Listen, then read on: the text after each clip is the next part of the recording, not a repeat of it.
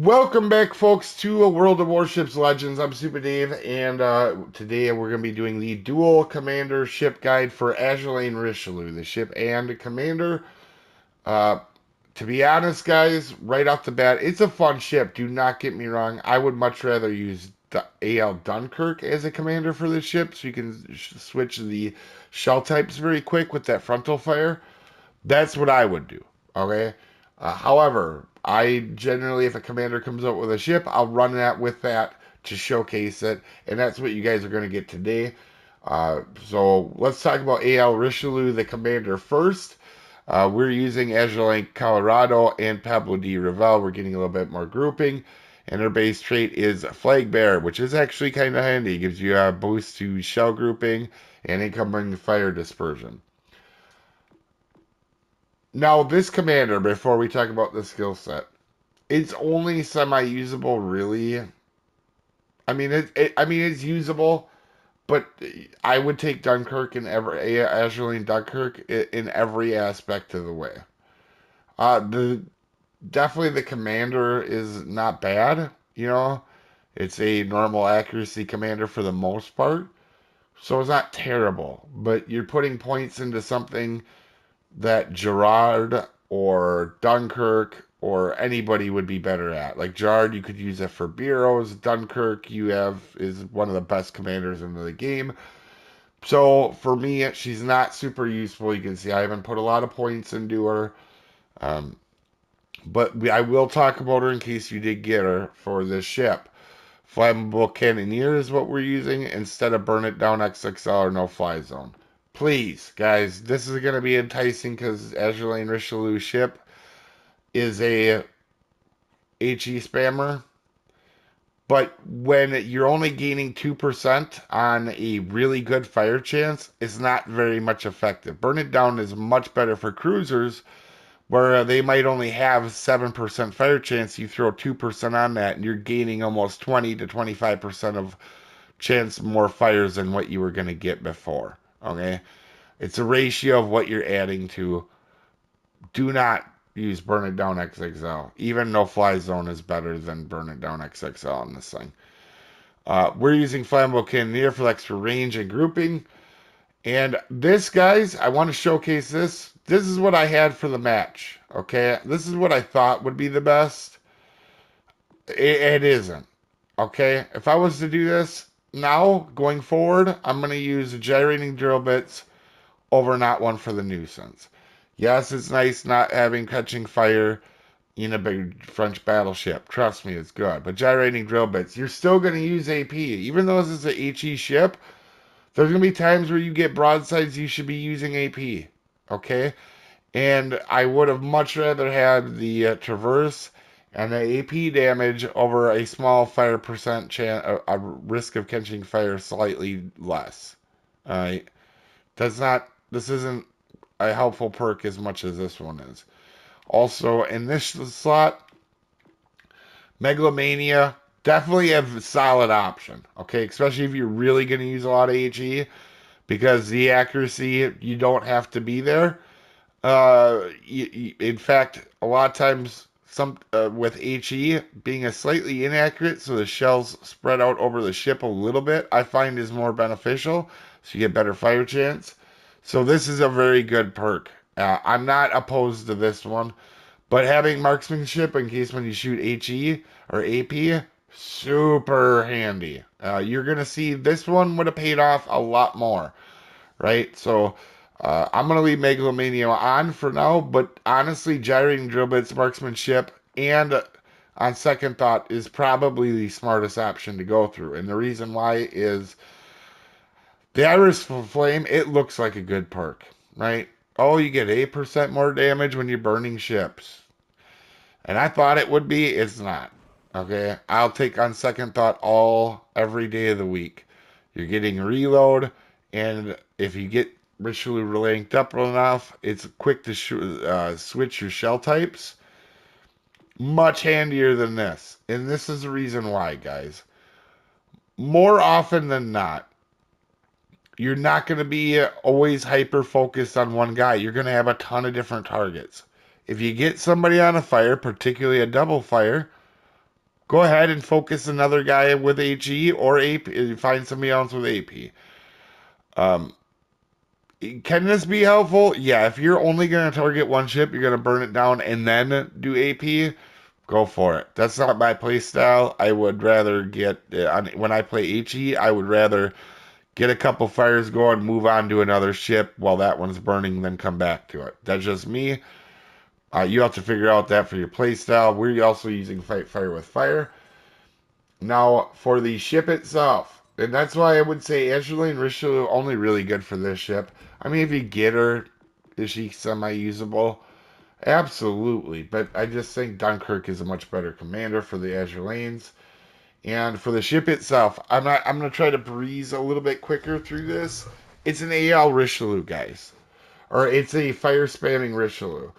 As you can see here, aiming systems mod 1, concealment, prop mod, and concealment is always in 2 and 3, and main battery mod 3 in the last slot. For our heals, we have 3 of them.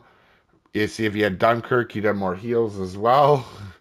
But 272, so kind of subpar heals, but I mean, having them is helpful. Plus, you get defensive AA, which is kind of handy on the ship because you will be coming across carriers some fair amount of times. And you do have engine boosts. They are the normal 8% engine boost.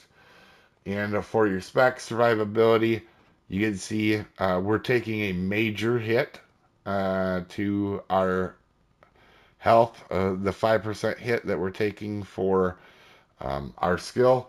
And down here, you can see we have 8 15-inch guns. Guys, this is just a Richelieu, so I'm not going to spend too much time on this part. Difference is we got some shell grouping with this build that we have, and the reload's down to 20 seconds, which can make it really nice. You're going to see in our match. Um, Also, you can see here HE shell damage, 40% fire chance, armor pen of 95. Unless you're hitting a belt for the most part, you're going to be doing a bunch of damage with these shells. Okay. Um, these are quarter pen, obviously. These are 15-inch or 380, so they're quarter pen. And that 95 millimeters means you're just anything basically you're hitting is just outside of a battleship belt for the most part. You're going to be doing a significant amount of damage with this AP or AG, which doesn't mean you don't use the AP, guys. The AP is a little weak, but there's going to be times where you are going to want to use it and get broadsides. When you are in this ship, it will surprise you how many times people are willing to go broadside just because they think you have only HE loaded. Okay? Secondaries out to 5.2, not going to be super helpful to you. AA, it's not terrible, but a lot of it is in at 3.5 or 5, so don't let this fool you. It'll shoot down planes, but it's after they're getting dropped on you. So having that extra AA defense to shoot down a bunch on planes, so later on they might not have as many, it will be handy.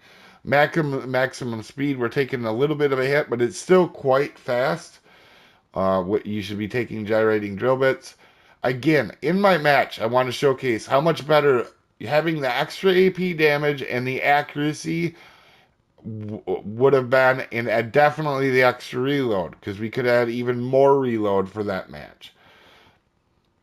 Now, as you can see here, turning circle 850, not bad, and rudder shift at 1500. Also, main battery, one thing, turret traverse, 33 seconds is really good when all your guns are on the front of the ship, right? So you're not swinging turrets completely across your ship very often.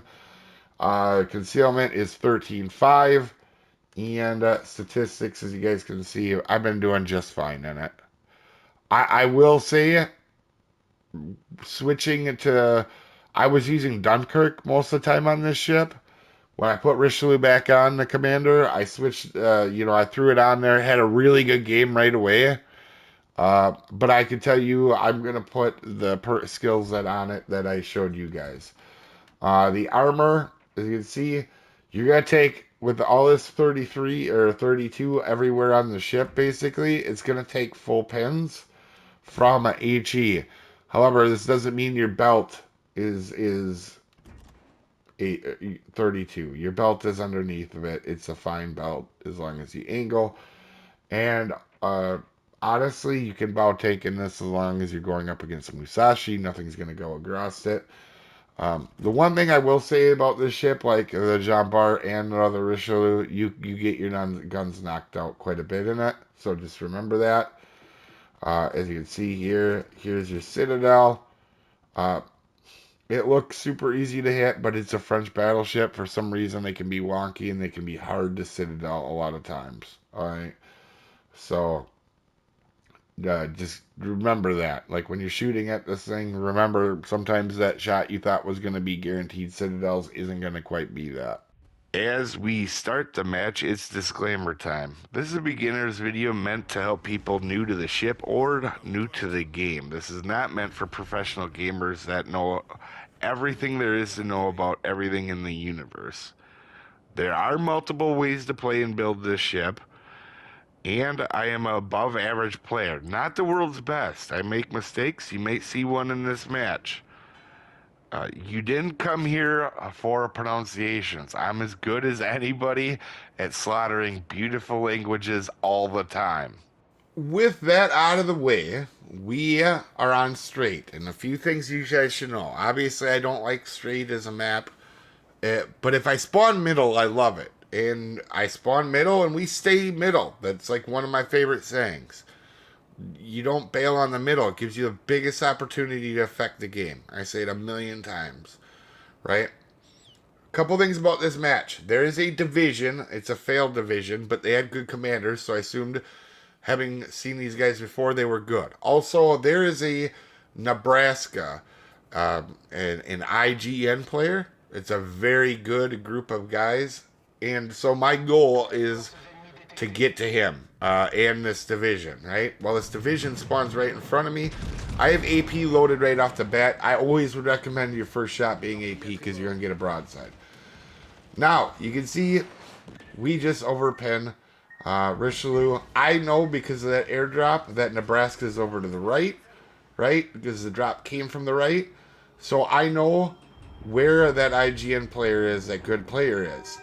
That being said, we're going to take another shot at the Pensacola and part of the division. We're going to absolutely hit them. Now, if we had marksmanship, we would have easily had wrecked that ship before or now, right? It should have already been dead off of them two sables. It's a Pensacola at tier 7.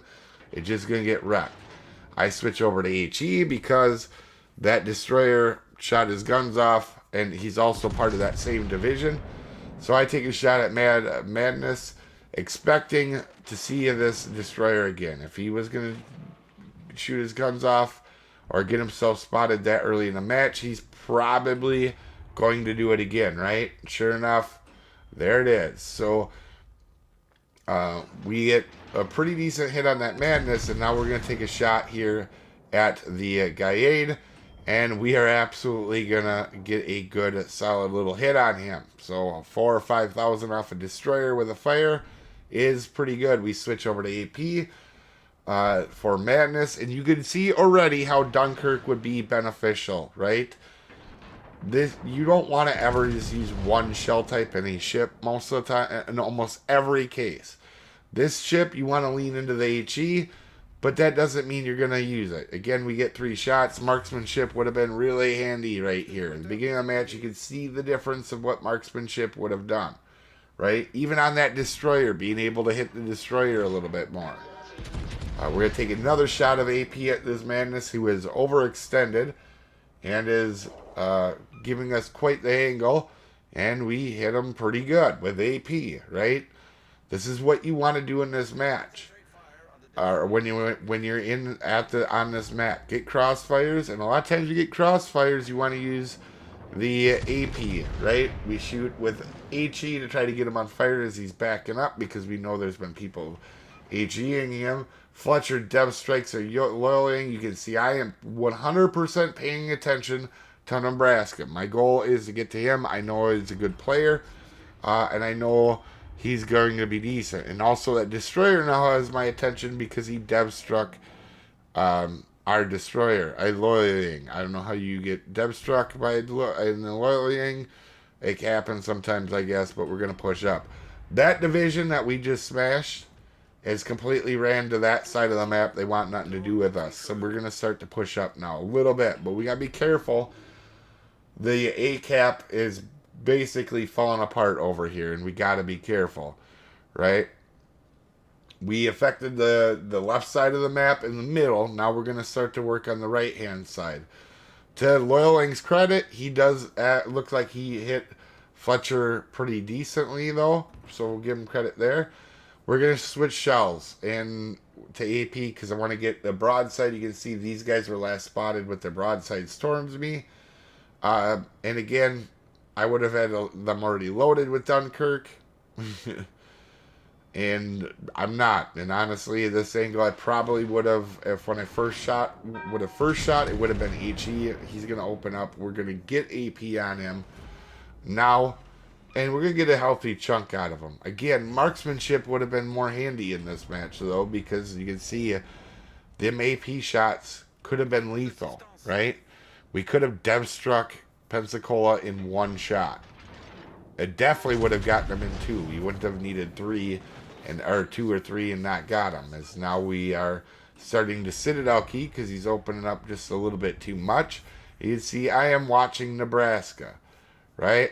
Keeping an eye on him because we know at some point he's got to come. I'm wrecking his team. If he doesn't, he's just going to let me go wild on this team.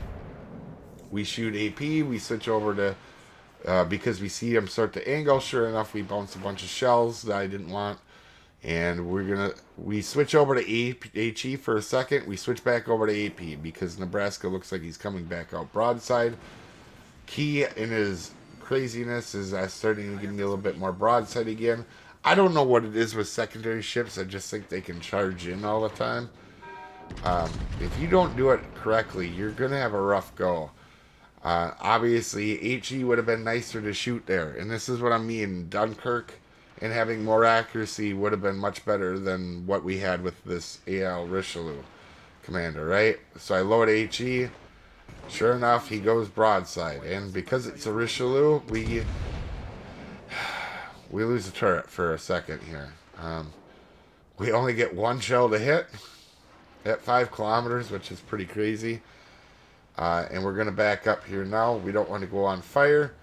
And we're just going to continue to back up, let him charge into us, and get him ready. We do have one heal here. And with Nebraska looking like he's willing to make a move, we're going to be careful, obviously. And also Torp's coming, which obviously we should have known too. We get HE loaded. We're going to try to shoot the bow of his ship. I actually aimed this too far back. It should have been farther forward. That would have hurt a little bit more.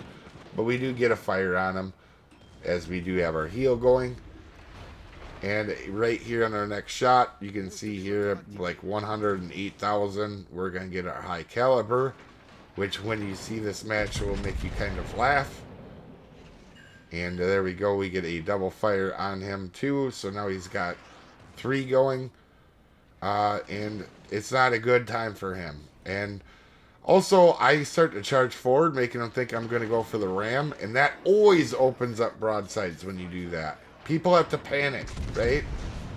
You either get the ram, or you get the drive-by, but they almost always panic, and sure enough, that's what that guy does. We get the citadels, we end them, and we're still spotted. Now, I actually thought the destroyer was back here, to be quite honest. And I was waiting for Nebraska to come towards me. He's not coming towards me. It is a good player. Played him before, like I said, part of a very good fleet. And I think he wanted the destroyer to take care of me. You're going to see now that I'm low health, though, he's going to start to come back here in a little bit. But again, I'm spotted. I think the destroyer's here. And our Grom, kudos to our Grom for giving me a heads up of where this guy was. Now, I wish I had Dunkirk, because I would have been able to definitely have AP loaded, get one extra shot in here instead of waiting. my full reload. And we're going to start to focus on Plymouth. He's spotting us when we don't want to be spotted. And we're going to take a shot. Again, not super accurate, and we could have used the dispersion. We get one hit for one citadel, and that's kind of what I mean. You guys can see already how much better this would have been with the perks that I took on the ship. This little I think this little Fletcher is gonna think he's gonna snipe a kill right here, try to finish me off here at the end. Well,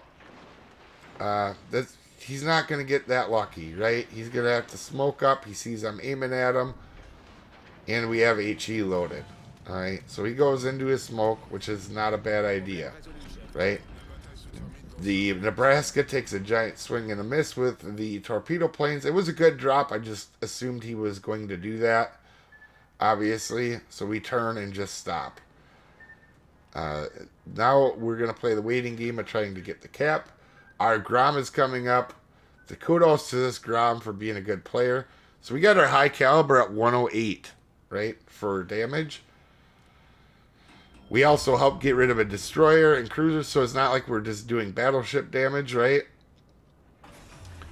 He tries to pop his nose out to get a spotting on me to try to get me finished off. And we're starting to push up. He does reset me a little bit here. But this Fletcher is going to make a mistake. He does not realize. He should have known that there was somebody else here. And he pops his nose out. Based off the cap, he should have known we were here. We get a hit, and that easy kill just ended up killing you, Fletcher. We're going to switch over to AP, and we're going to actually push up here, okay? There's only one ship left. It's the good IGN player. I don't have much help. I'm going in for it. I know we got this match won. There's not a way for him to kill these ships quick enough with 3 minutes. He's only got a couple salvos, right? Maybe 5, 6 if he's lucky. And our Grom definitely is a decent player. We're going to stay really well. We're going to angle really well. We know this guy can shoot. We're going to take a nice little chunk off. Again, would have been better if we had dispersion. We bounced all his shells. We gave him enough broadside to think he could get through, and we turned away and bounced all them shells. And we're going to go ahead and take a chunk off. And we're going to see, I'm going to aim for the big chunky part on the back. We're going to get another huge chunk. We're going to get 200K. And our Confederate. And there's not much we can do. We almost survived, but not quite. Right?